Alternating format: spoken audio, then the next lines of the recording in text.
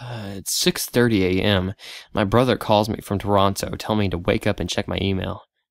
The last time he called me was April of last year when my mom was hospitalized.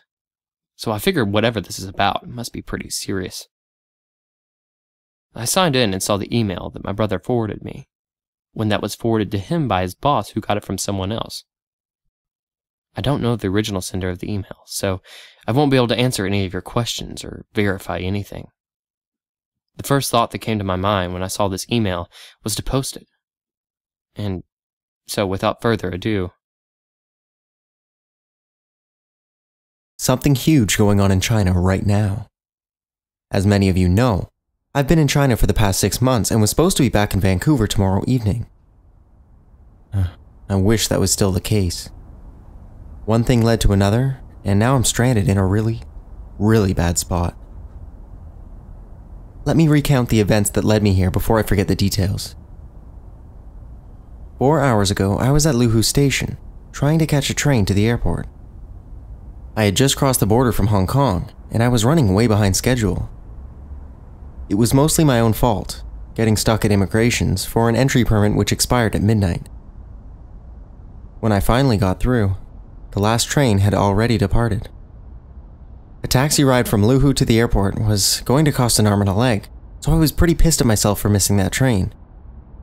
My flight back to Vancouver was in 2 hours, although it's long gone now, and the queue at the taxi station is always crazy during that time of night.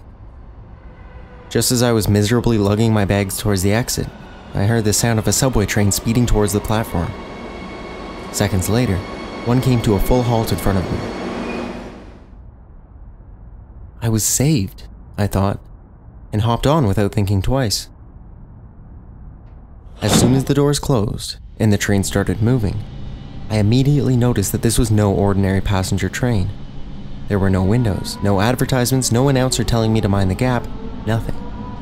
Just rows of seats and handles dangling from above. The way the 3 layers of sliding doors closed looked like something straight out of a sci-fi flick. I can't describe it. My only logical deduction was that I had gotten on a prototype for a new train they were testing on the tracks tonight. I wasn't even close. About 20 minutes later, the train came to a stop and the doors opened.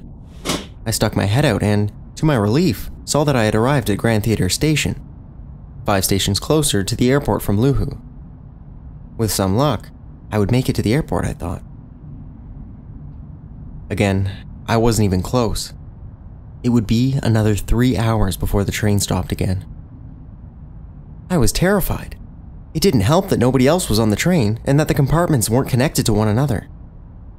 When I got off the train, I saw that the station was still in the middle of construction.